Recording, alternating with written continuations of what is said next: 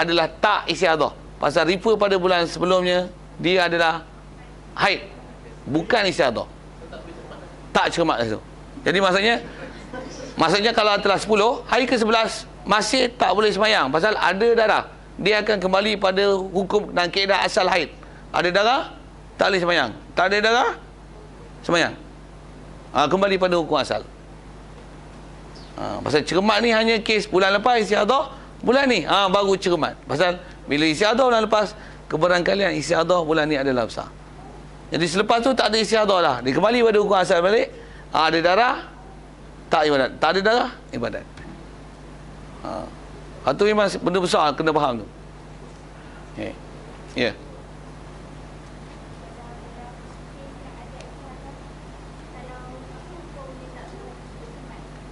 Dia tak bercepat, maksudnya dia masih nak gunakan CP awal lah kan. Maksudnya ada darah, tak semayang lagi lah, tunggu tu.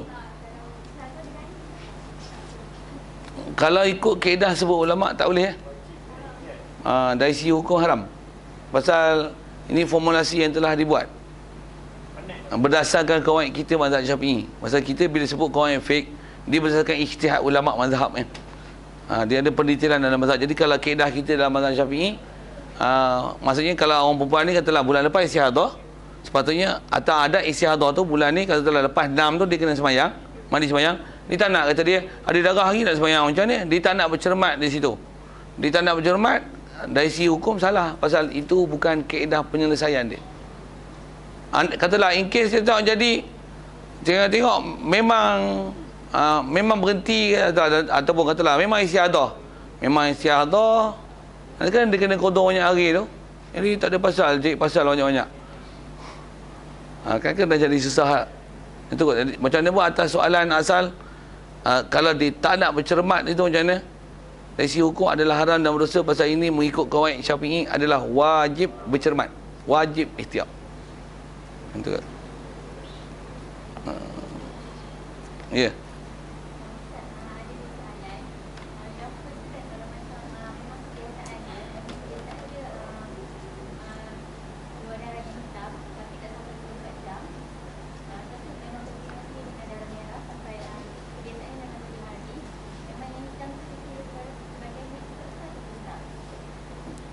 Jadi biasanya memang hitam tak cukup 24 jam. Untuk sambung merah. Continuously itu maksudnya sampai lepas 15. Tak. Boleh jawab tu. Mana haid? Mana yang berhenti tu haid semua. Pasal apa?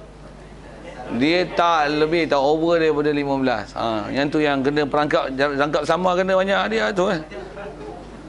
Kaedah tu hanya dipakai apabila continuous tu lebih pada 15, baru kaedah tamyiz tu dipakai. Jadi kalau tak ada continuous, dia continuously tapi tak lajak 15, maka tak nama continuously. Tu dipanggil itu berhenti dalam masih tempoh haid. Jadi berapa yang ada itu haid semualah, termasuk yang hitam yang merah. Tak ada istilah tamyiz itu. Boleh? Ada lain? Ya, soalan kedua.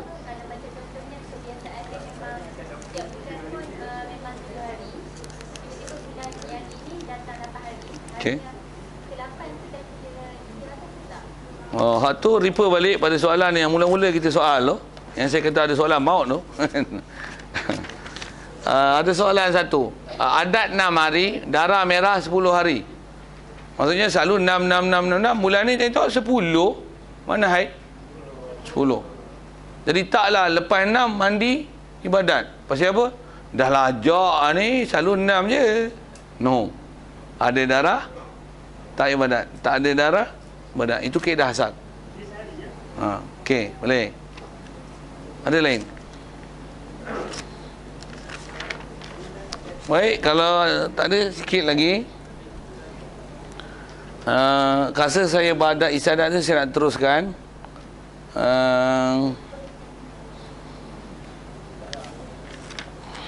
Cuma kalau ikut apa yang kita dah sentuh tu, kita dah sentuh kalau dengan jadual tu, kita dah sentuh masalah satu. Masalah orang perempuan yang kali pertama haid dan boleh tamyiz. Memang kaedahnya tamyiz. Kaedah dua, perempuan yang pertama kali datang haid tapi tak boleh tamyiz sehari semalam. Kita dah selesai dengan tu. Dan perempuan yang memang dah ada haid, bila boleh tamyiz? Memang kaedah dia refer pada tamyiz. Okey. Kalau kaedah dia walaupun dah beradat dan tapi tak boleh tamyiz, barulah refer pada adat. Jadi kalau ikut kita dah selesai 1, 2, 3, 4 dan 5 pun kita dah sebut sekali lalu. Yang kata dia tak ingat apa-apa dah. Khusus saya bagi contoh dia dah umur 60, dah berhenti haid lama dah pun. Umur 68 datang pula. Haid sesat mana tu? Dan nak refer dia tak ingat apa-apa dah, macam lost memory. Untuk nak hukum haid dia mana? Dia pun tak ingat lah bila keluar tak keluar. Kawan pun ada nyanyuk pula sikit. Bila haid ni entah, aku tak tahu. Kata dia sedar-sedar daripada nyanyuk ni, dia tengok ada darah lah. Kala pun apa? Entah. Apa kira dia kena cermat. Kalau kes mutahayyirah ni, dia kena macam tu. Pasal saya nak lanjutkan kepada yang seterusnya adalah yang ke-6 dan 7 tu untuk akhir ni insya-Allah. Okey. Khususnya nak tengok pengertian ihtiyat tu. Jadi darah haid yang kelima tu perempuan yang mutahayyirah mutlaqah. Itu istilah Arab sikitlah. Maksudnya ialah orang perempuan yang dia lupa kadar dan waktu haid. Tak ingat apa langsung. Tak ingat tu sama ada contoh saya beri tadi. Ataupun tak ingat ni jadi macam ni. Tak ingat tu sama ada memang ada gangguan mental dia. Okey.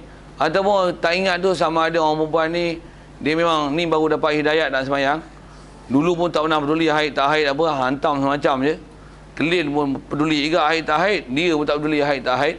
Main hantam saja. Pula tu jenis makan ubat sikit-sikit telah ubat. Agak nak haid telah ubat. Tak mau haid telah ubat. Main ubat dia pun pening, tak ada kira. Jadi ni baru hidayat nak semayang, tapi darah duk keluar. Darah apa ni? Aku pun tak tahulah, baru dapat hidayat. Istilahnya mutahayyirah mutlaqah. Ataupun orang perempuan macam ni, saya pernah ada jumpa klien, patient apa semua apa tu. Dia pernah tanya masalah macam ni. Dia ni ada permasalahan dalam rahim sikit. Jadi ada ketumbuhan. Dengan sebab ketumbuhan yang ada tu menyebabkan dia punya haid jadi pening. 3 hari datang, 3 hari tak datang, 3 hari tak datang. Dan tak pernah ada istilah suci yang 15 hari untuk dihukumkan suci. Lepas tu ada keberangkalian untuk nama haid dan period seterusnya. Dia memang pening itu. 3 datang tak ada. Datang 2 hari datang tak datang. Saat malam, saat siang. Jadi tak ketahuan. Jadi haid pula macam mana? Tak tahu nak hukum mula, nak kira dia punya start kat mana, akhir kat mana, tengah kat mana, kuat kat mana, yang dhaif kat mana tak tahu. Itu istilahnya mutahayyirah mutlaqah. Dia adalah kategori nombor 5. Jadi mutahayyirah, nama mutahayyirah tu pasal istilahnya mutahayyirah ni tercengang dia. Blur, tu blur. Mana ni? Blur. Blur. Mutahayyirah tu blur. Kalau nak guna bahasa blur. Okey. Keadaannya wadik cermat, cuma sedikit uraian cermat tu. Masalahnya ihtiyat. Cermat tu ialah kalau ada suami haram. Pasal apa? Boleh jadi masa tu haid, boleh jadi suci. Pasal darah duk keluar, boleh jadi berhenti, boleh jadi baru datang. Betul apa? Ada suami tutup pintu tu. Suami pun muda lagi, suruh kahwin lain lah. Nak cerai lagi tak baguslah putus hubungan sama isteri kan. Pasal ada tanggungjawab situ. Suami pun baik, isteri pun baik. Macam mana? Teruskan hubungan sama isteri. Jadi yang mana ada masalah tu, yang suami isteri tak boleh support macam tu, macam mana? Sajalah. Kalau tak ada masalah pun kan boleh tambah ada 3 lagi kota kosong tu. Jadi tambah ada masalah ini, apa masalah? Buka je pintu seluar-seluarnya saja kat dia. Bahkan ada kawan seorang lagi pula, bagi saja dia, abang ambil orang ni. Perempuan ni bagus. Boleh jadi kawan dengan saya. Boleh tak boleh itu dia punya pasal. Okey. Tapi itu just suggestion only. Okey. Satu, haram sama suami. Wajib solat fardu. Solat fardu wajib. Dan setiap fardu dia kena semayang waktu. Kena semayang waktu. Memanglah kena semayang. Kena mandi. Nak sebut mandi. Sorry silap. Dia kena mandi. Macam apa? Boleh jadi darah dia berhenti anytime. Boleh jadi waktu tu memang dah berhenti darah. Dan dia pun tak tahu dia. Tu bela. Dia tak tahu. Okey. Wajib solat fardu. Wajib mandi bagi setiap solat fardu. Lagi wajib puasa bulan Ramadan. Okey, siap. Itu maksud ihtiyat tu. Itu maksud ihtiyat. Jadi kalau kaedah Quran, tinggal dulu Quran. Ya. Waktu solat awal waktu tak awal waktu itu tengok kelapangan dia. Macam mana pun solat awal waktu adalah yang terbaik, tapi dia tak boleh bersedia sebelum masuk waktu. Pasal orang yang istiadah ni, dia istilah sahabut darurah, dia macam bertayamum. Tak boleh nak ibadat dengan tayamum, melainkan masuk waktu baru boleh bertayamum. Jadi kes macam ni, dia mesti masuk waktu baru boleh bersuci, bercawat, sumbat apa, cawat, ambil maya, baru boleh sembahyang. Jadi dia tak boleh bersedia di awal, sebelum masuk waktu. Walaupun dia sembahyang selepas masuk waktu, tapi bersedia dia tu, dia wajib mesti hanya persediaan dibuat setelah masuk waktu solat. Betul kot? Baik, kalau nak dapat puasa pula, ni masalah sikit. Dengan carta yang ada tu, catatan dengan nota yang ada tu, kok susah nak faham. Macam mana pun nak kata gini, kalau dia jenis mutahayyirah ni, kalau bulan puasa dia memang kena puasa sepanjang bulan Ramadan. Darah dia katalah memang keluar, pagi ada, petang tak ada, pagi ada, petang tak ada dah. Contoh macam tadilah, saya kata sama ada dia ada ketumbuhan ataupun ada loss memory pula sikit, ataupun dah blur langsung, tak ingat langsung, babak itu lepas dah monopause pula tu, itu mai pula. Atau seumpama tu yang istilahnya nak hukum dia blur, dia tak tahu apa-apa. Jadi darah duk keluar dari si bulan puasa, memang dia kena puasa. Dan bila dia puasa 30 hari, soal lah, siapa boleh jawab? Berapa hari sebenarnya puasa dia dapat? Dia puasa 30 hari. Berapa yang memang yakin sah?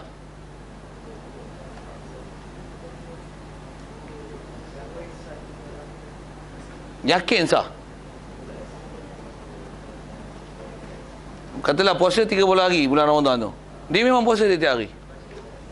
Berapa yang memang sah? 14. Kenapa 14? Pasal tengok nombor dalam tu bagus, pandai curi, tengok. Okey. Dan cekap membaca, tapi alasan tak tahu pasal apa. Pandai tengok jawapan belakang, tapi tak kata nak jawab pasal apa. Betul jawapan 14 tu. Kenapa 14? Kerana haid paling banyak 15. Tapi kalau ikut 15, tentulah dapat 15 hari kalau puasa 15 kan. Keberangkilan macam ni. Boleh jadi haid tu datang siang. Bila siang tu katalah datang tu hari pertama bulan Ramadan, dia akan berhenti pada hari ke-16. Betul? Jadi maksudnya 16 hari dah lebur lah. Pasal haid dia adalah 15 hari. Dan andaikan datang siang, dia akan berhenti siang. Andaikan datang hari pertama, dia akan berhenti hari ke-16. Jadi memang yakin sah puasa hanya 14 hari. Bulan Ramadan dah selesai. Walaupun dia puasa sebulan, belum selesai je tanggungjawab dia. Dia baru sah puasa 14 hari saja. Jadi macam mana nak bagi cukup 30 hari? Dia kena set pula 30 hari, puasa 30 hari. Kena set pula 30 hari untuk puasa 30 hari. Dan dia hanya mau dapat 14 hari pula dengan puasa sebulan itu. Pasal kita buat kes ni, kes apa? Kes orang perempuan darah duk keluar siang malam pagi petang. Istilah mutahayyirah. Ini kes mutahayyirah ni. Duk keluar je. Kalau memang ada hari yang dia tak keluar pun, boleh jadi waktu tu selang antara haid. Boleh jadi masa suci. Boleh jadi baru putus. Boleh jadi baru nak datang. Kan tak boleh dapat keputusan. Dengan saya sebut kondisi yang bagi wanita yang tadi tu. Betul? Dia dah puasa Ramadan dapat 14 hari. Macam mana lagi nak bagi cukup 30? Tak boleh selesai lagi 30. Dia kena puasa 30 hari. Dan still masih baru dapat 14 saja. Jadi 14, 14, 28. Ada 2 hari lagi nak buat. Macam mana nak dapat 2 hari? Nak dapat 2 hari ni tengok. Okey. Nak dapat 2 hari, dia kena set 18 hari. Maksudnya katalah buah 1, nombor 1 hingga 18. Buah contoh. Sama ada 1 ke 18 ke, 2 ke 19 ke, 5 ke 23 ke. Itu tengoklah dia punya setting tu.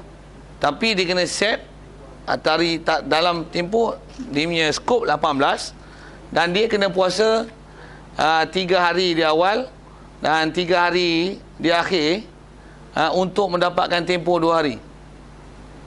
Jadi dia kena puasa dalam 16 hari itu 3 hari. Dan 3 hari itu dia mesti letak puasa pada setting hari 1, 2, 3. Lepas tu tak puasa. Waktu puasa pula hari ke-15, 16, 17, 18. Yakin dapat puasa hanya 2 hari. Pasal apa? Kalau dia puasa katalah hari pertama, boleh jadi hari itu adalah hari haid. Dah haid dia yang paling banyak 15. Dia akan berhenti hari ke-16 siang. Jadi sah puasa dia 17 dan 18. Kalau hari haid dia ialah 2, dia akan berhenti hari 17. Jadi sah puasa dia 1 dan 18. Ulama kita kira dahsyatlah dia orang ni. Dia punya Otak dia fikir cekap lah. Dalam kitab semua ada semua ni. Kita baru nak belajar tu pun kalau tak jadi macam tu bagus lah. Kalau hari ketiga sampai berhenti 18, 1-2 sah. Kalau katalah dia jadi macam ni. Mari haid tu 16. Mari haid 16, kalau dengan satu rotation tu ke 30 kan. Kalau dengan kira 30 lah. Jadi kalau 16 dia akan berhenti pada 1. Kalau yang tiba awal bulan ke bulan depan faham tak saya kata? Jadi yang sah 2 dan 3. Jadi memang confirm yakin sah 2. Cuma kan kalau ada waktu yang antara tu datang haid dia akan berhenti, boleh jadi ada 3 hari sah puasa. Tapi yang memang yakin 2. Tak 2, 3. Ini kaedah nak dapat 2 hari. Barulah sempurna puasa dia sebulan yang 30 hari. Kalau bulan Ramadan tu bukan 30 hari tapi 29. Jadi dah kira sebulan saya habiskan Ustaz. Sebulan tu dia dah puasa sebulan, dah dapat 14. Sebulan lagi dia set dapat 14. Baru 28. Nak dapat sehari macam mana? Sehari tu dia kena set pula 17 hari. Untuk dapat sehari tu dia kena puasa 1 hari bulan. Maksudnya 1, 3, 17. Dia kan yakin dapat 1 hari. Dengan yakin. Tapi puasa kena 3 hari. Dan 3 hari tu dia tak boleh 3 hari tu. Dia kena set 17, hari 1, hari 13 dan hari 17. Dia akan yakin dapat 1 je. Tengok, kalau haid dia mari hari 1, dia akan berhenti hari 16. Hari 17 lah. Kalau mari hari 2, dia akan berhenti hari 18 kan. Jadi 1 memang sah. Kalau mari hari 3, dia akan berhenti hari 18. Hari 1 sah juga. Kalau mari hari 4, akan jadi 2 hari sah. Tapi kalau mari hari 17, kalau dengan rotation 30, dia akan berhenti dekat 1. Hari 3 sah. Jadi memang dapat 1 hari dengan yakin. Dan boleh dapat 2 hari. Tapi nak dapat yakin 1, memang macam ni. CP yang dia kena set untuk dapatkan 1 hari. Ya. Ya. Ya, betul. Memang kena puasa straight 30 hari. Baru dia akan dapat 14 hari dengan yakin. Kalau dia puasa sehari, untuk ada hari, ada mood. Kalau nak dapat sehari pun kena set 17, dia kena puasa 3 hari, boleh dapat hari. Kalau kes macam tu. Memang ada agak susah, tapi kalau perhati boleh tu. Dan insyaAllah saya tinggalkan slide ni dalam ni. Kau ada nak ambil. Pasal boleh ikut jadi panduan. Kemudian mustahadah yang ke-6. Yang ke-6 dan 7 tu, dari segi sipir dia, pasal kategori dia lah wanita yang diingat kadar tapi lupa waktu. Ataupun dia ingat waktu tapi dilupa kadar. Jadi ada kes yang kadang-kadang dia lupa kadar, kadang-kadang dia lupa waktu. Maksudnya boleh jadi dia ingat 7. Tapi 7 ni bila? Entah kata dia. Awal bulan, tengah bulan, tak tahu. Okay, kita nak satu masalah. Jadi kaedah dia, penyelesaian tu, orang macam ni dia memang ada pendetilan sikit lah. Macam tu pun kalau saya nak sebut tu agak panjang. Makan masa sikit. Bahan ada, tapi selalunya memang dia take time tu. Tapi setakat yang bagi penjelasan saya dah sampaikan ke mutakhirah yang asasnya. Boleh faham mutakhirah tu, kalau baca elok-elok dalam bab ni, tambah dibantu dengan nota yang tebal tu. Pasal ada contoh dan slide yang ada ni boleh membantu untuk melihat dia punya timeline, garisan apa tu lah. InsyaAllah boleh membantu. Macam pun saya nak fokus pada soalan sikit.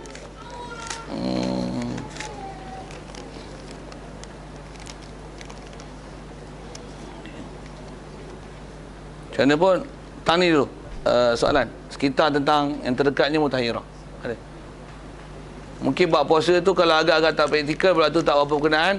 Kita punya core business dan selalunya orang jadi masalah kalau dengan carta tu adalah isu 2, 3, 4. Itu adalah tempat yang kena mahirkan. Dari segi tamyiz, kaedah adat dan adat istiadah, macam mana nak selesaikan. Itu adalah tempat yang memang kena mahirkan diri. Dan soalan yang ada 50 tu dalam nota tebal tu, boleh cuba diri anda dengan jawapan. Cuma saya tak sediakan skema jawapan. Tu je sikit. Kalau perlu nanti saya akan hantar satu salinan lain untuk skema jawapan, tapi kena bayar RM10 untuk setiap alihan. Itu yang original. Saja lawak sikit buat gitu. Lawak. Tak gila orang tak apa, biarkan. Okey. Soalan sikit. Kalau tak ada, saya nak ke fokus soalan yang dah diterima ni. Kita tak hampakan soalan itu, insyaAllah. Adakah keputihan tu dikira najis? Boleh jawab? Ya, nak jawab tadi kan.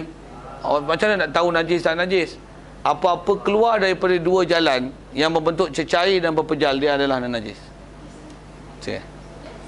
Cecair, terutamanya cecair. Kalau berpejal tu, berpejal, tapi dia istilahnya tak melumuri kawasan keluar, dia tak najis dan tak perlu basuh. Keluar apa? Keluar batu, pop, keluar. Tak ada istilah basahan apa-apa di kawasan tempat keluar. Jadi tak ada apa-apa wajib basuh. Tapi kalau nisbah wuduk batal lah. Jadi kalau nisbah najis, yang keluar adalah najis. Kalau dia tak najis pun, dia ketul dia lah mutan najis. Tertelan duit sekupang ke, pop, telan, keluar sekupang kan. Contoh kan. Jadi tak jadi lain hal, nak bagi masalah, nak kenal tu. Jadi keluar adalah batal wuduk. Nisbah dia tak melumuri tempat keluar, dia tak wajib dicuci. Tapi dia mutan najis, benda tu mutan najis. Tapi kalau bersama dengan tu ada kebasahan, dia ialah mutan najis, wajib istinja. Jadi kalau asas nama keputihan, dia ialah najis. Jadi data najis kalau berterusan keluar, basuh, kaedah tadilah, sumbat jawab. Okey. Kalau keputihan itu kena pada pakaian, pasti kita basuh kat tempat keputihan tu. Then solat macam biasa. Boleh ke? Macam itulah kan. Pasal dia najis, kita nak sembahyang, tengok kena tak cicak. Apa kaedah dia? Basuh tempat tak cicak tu. Betul? Then solatlah. Boleh ke? Boleh. Saya gunakan format yang sama lah. Okey. Best solat. Kalau setiap bulan perempuan tu istiadah lebih 15 hari. Lepas tu darah dia tak menentu. Warna darah dia tak menentu. Adakah dia perlu mengikut adat untuk setiap kali haid, iaitu 6 hari haid, lepas tu suci? Macam mana ke? Tiap-tiap bulan, maksudnya setiap bulan memang dia akan keluar darah lebih 15. Macam tu kan? Dia kena balik pada plan yang kita dah belajar lah. Warna darah tak menentu. Jadi bila warna darah tak menentu, ada tamyiz tak? Istilahnya luput syarat tamyiz. Tak menentu maksudnya hitam pun tak cukup 24 jam. Ada pun sekejap aja, sikit aja. Pula tu main merah pula, kuning pula sikit pula, solek kan, sikit-sikit. Ada yang main gila-gila tu tak dipanggil tamyiz. Bila tamyiz tak ada, beralih pada plan B. Apa? Adat lah. Jadi adat apa? Tengok terdekat. Kalau memang sebelum ni ada adat yang boleh dipakai, kalau dia memang setiap bulan, inilah rutin yang berlaku pada dia, monthly, yang maksudnya memang darah dia akan lajak. Jadi memang kembali pada adat dia untuk selesai. Dan bila memang istiadah, dia kena ambil kaedah cermat tadi lah. Kalau memang keputusan dia adalah 6, hari ke-7 mandi ibadat. Hari ke-6, 7 mandi ibadat. Itu yang dia kena buat. Okey, siap. Saya jawab soalan.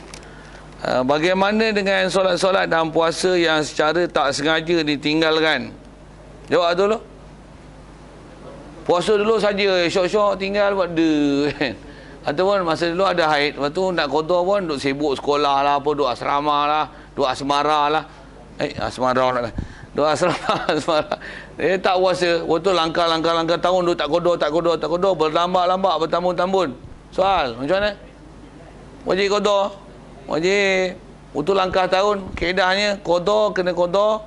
Langkah setahun, satu hari satu cupak beras, makanan asasi. Dia punya sipirnya tu. Itu puasa. Sembayang, mana yang duk tinggal sengaja, bukan masalah haid. Tapi saja-saja tinggal dulu. Ni baru dapat hidayat. Nak sembayang, buat macam mana? Wajib qada lah semua sembayang-sembayang yang telah dicuaikan untuk dilaksana dalam keadaan yang tak ada apa-apa halangan untuk buat ibadat tu. Baik. Jadi dia tinggal ni kerana tidak memahami kaedah-kaedah kitaran haid dan istiadah yang betul. Oh, betul? Adakah perlu mengqada semua solat-solat dan puasa? Dari sisi kaedah, ya. Maksudnya kalau katalah dulu memang carelessly tak belajar, ni barulah uncareless pasal dah belajar. Lepas tu macam mana lepas? Jadi recall balik apa yang boleh call. Sikit guna bahasa itu kan. Yang mana boleh call, boleh dengan tentunya kira berapa yang telah dicuaikan dulu. Boleh kira berapa, bayar berapa lah. Dengan tentu. Kalau tak boleh, you kena buat satu kiraan dan anggaran berapa yang telah dicuaikan dulu. Di atas kaedah kata kena qada, kena ke? Ya. Sepatutnya bab ni dah belajar sebelum balik. Bila dah balik, lepas tu bila berlaku kes ni, sepatutnya dah boleh selesaikan sendiri. Ada orang yang dah habis balik pun, dah habis haid, dah monopause baru belajar. Macam mana hak dulu? Wajib recall balik apa yang telah cuai, qada apa yang sepatutnya diqada, sembahyang, puasa. Tak boleh dapat angka yang tepat macam mana? Istilahnya anggaran lah. Dan keadaannya cermatlah, buat biar lebih tapi jangan kurang. Lebih terus mana? Rasa boleh buat anggaran tu. Tak ada kalau tanya lain masalah nak cara penelitian tu.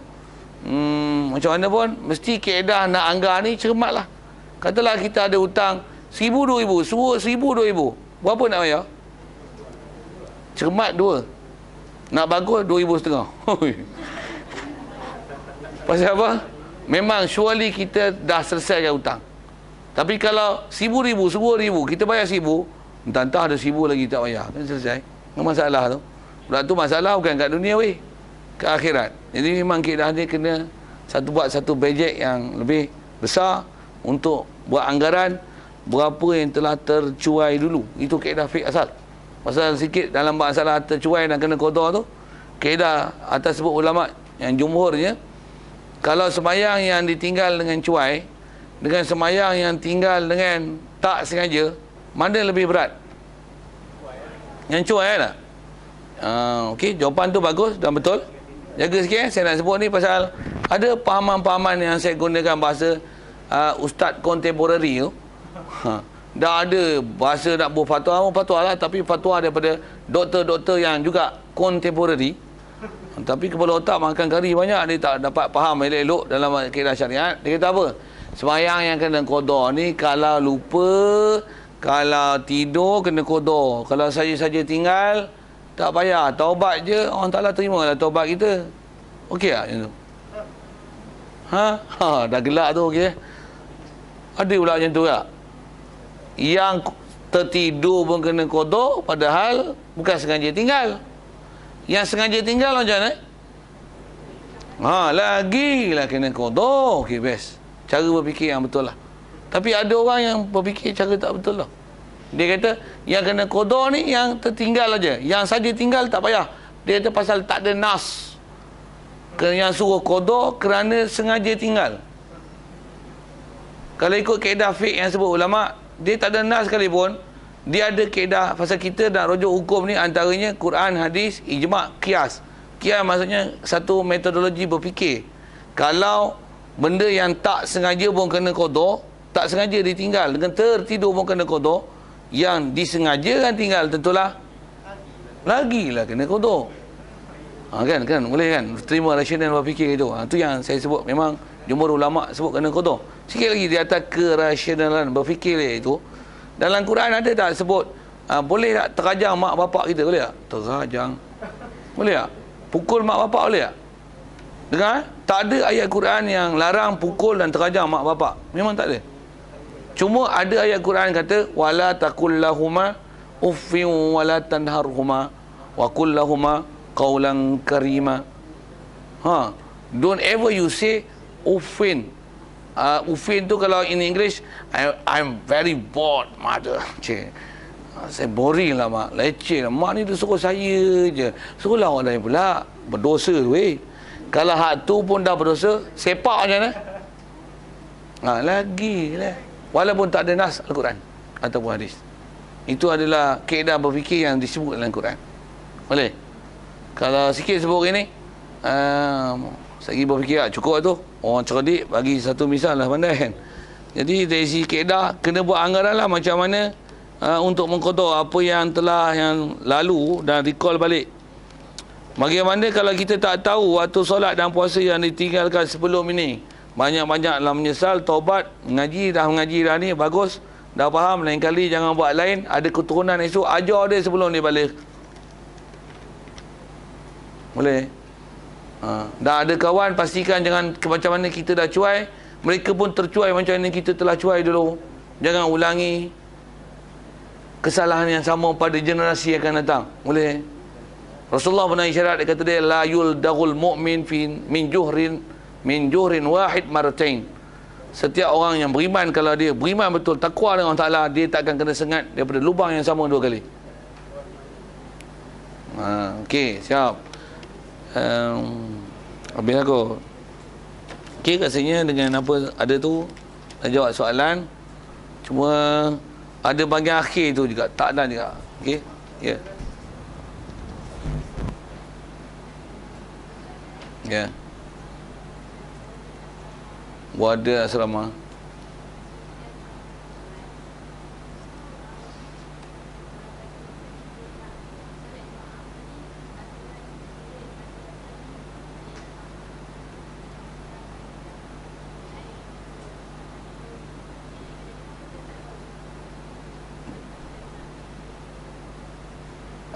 Explain tu nak explain apa masalah haid ni? Explain tu untuk apa? Untuk kawalan wadil lah kan. Maksudnya siapa datang jemaah, tak datang jemaah macam tu. Ya. Yeah. Maksudnya disiplin hadir tak ada jemaah. Jadi pertama kena, kalau kata ataranya macam mana wadil nak selesaikan masalah tu, mula-mula ajar akidah dulu. Wajibnya beriman, wajibnya kita takwa, jaga akhirat esok kita akan bermasalah kalau kita tinggal sembahyang jemaah, sembahyang fardu. Lepas tu bagi hukum haid ni kat dia, baru dia boleh ada indikator untuk menimbang mana baik dan salah. Setakat yang kita boleh lihat, yang kita boleh cek, yang dia tak ada darah, tak ada masalah, dia tipu tu takkan nak pergi selak, nak pergi tengok.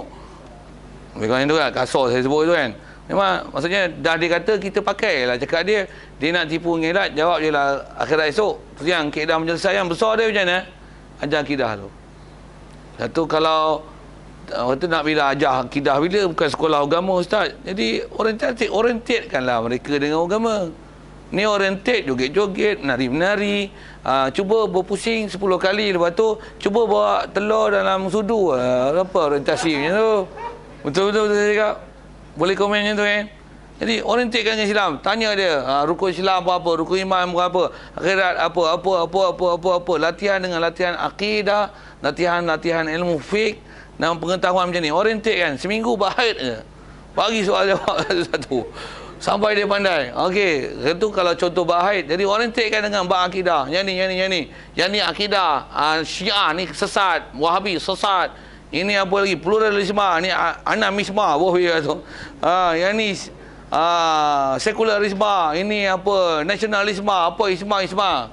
Tapi paspisme tak apa. Okey. Sikit ke situ. Okay. Jadi kalau mana yang salah tu, ajar betul-betul bab akidah, bagi dia nampak akhirat tu, insya-Allah he be perfect person. Kita tak suruh jemaah pun yang akan jemaah. Bahkan bila dia main haid macam mana, Allah tak boleh sembahyang lah. Tapi buat macam mana dah Allah Ta'ala kata tak boleh sembahyang, apa sembahyang berdosa pula. Allah, tapi Allah, hati sentiasa ingat Allah. Ma fi qalbi ghairullah, tak ada dalam hati aku melainkan Allah. Best tak macam tu? Best. Tak boleh best. Oh, best. Like. Okay. Boleh like tu. Boleh like kan. Tapi nak buat macam mana? Orientatekan dia dengan akidah, orientatekan dia dengan syariat. Macam tu kot, nak selesai kan. Macam mana pun, takat yang boleh nak semak apa yang ada, itulah. Takkan nak suruh celup, tengok. Sikit kan masa itu. Saya sebut pasal ada pelajar-pelajar yang memang dia jadi warden, kadang-kadang dia tegas bab tu. Oh, ni pasal apa tak jemaah? Mahid. Betul ke? Celup tengok. Suruh celup tengok. Ya, kalau nak bertegas tu, bertegas lah. Pasal kadang-kadang memang ada pelajar yang dia bukan selected person. Mari pula bukan yang betul-betul iman yang solid person. Jadi main mengelat, bukan nak ibadat, bukan nak mengaji, bukan nak taat. Jadi datang bawa masalah. Jadi kalau nak bertegas macam tu, it's up to you. Just suggestion only. Okay. Kalau saya jadi pemerintah, saya dah tukar kurikulum lah. Tapi tak ada apa-apa kan. Macam tu kot. Lain kalau ada, masih saya boleh layan masa saat kecederaan ni. Jadi nisbah nak sampai hak tu lah. Jadi kalau ada apa masalah, boleh ambil nombor telefon saya ambil saya punya email saya. Cik, ada email lah ni. Facebook nak add friend, sorry lah, banyak sangat, pening. Jadi kalau ada masalah pun, send message, kod saya boleh selesai insyaAllah. Nombor telefon kalau nak ambil 019-505-2263. Okey. Kalau agak-agak tak puas hati, tengok balik CD apa esok. Kalau tak ada esok, upload dalam YouTube. Boleh tengok nama saya itu. Kalau ada dalam halakah ilmu ataupun nama saya, tengok ada bab ni, ada lah. Kalau nak minta CD pun CD. Pasal email UST Rozaini Pondok Elias gmail.com. UST je, UST Rozaini ROZAINI Pondok PONDOK Elias gmail.com. Wallahu alam. Jadi dekat tu rasanya sebab apa yang nak disampaikan, maaf di atas salah silap kasar bahasa, penyampaian yang mungkin apa yang mana tak memuaskan hati dan tak mencapai maksud sasaran kita punya perjumpaan pada petang ni, hari ni. Maaf di atas kecuaian dan tak sampaikan maksud itu. Kalau yang ada, pujilah Allah Ta'ala di atas limpah kurnia yang dia beri dan ilmu yang telah dia fahamkan kepada kita. Yang sebahagian daripada ini adalah hukum syarak yang pernah disyarat dalam Quran, yang saya dah baca mukadimah yang tadi, yasalunaka 'anil mahid. Memang bab soalan haid ni benda yang antara isu di soal jawab kan. Dan memang sejak dulu sampailah ke belakang ni memang akan ada isu dan mesti dipelajar penyelesaiannya, dah isyarat dalam Quran awal lagi. Jadi dengan itu saja rasanya untuk disampaikan. Saya sudahi dengan salam agama dan salam persaudaraan Islam selepas doa ni insya-Allah. Bismillahirrahmanirrahim. Allahumma nawwir qulubana min nur hidayatika kama nawwartal arda min nur syamsika abadan abada bi rahmatika ya arhamar rahimin. Warzuqna fahman nabiyyin wa hifdzal mursalin wa ilhamal malaikatil muqarrabin wa sallim tasliman ala jamil anbiya'i wal mursalin walhamdulillahi rabbil alamin. Assalamualaikum warahmatullahi wabarakatuh.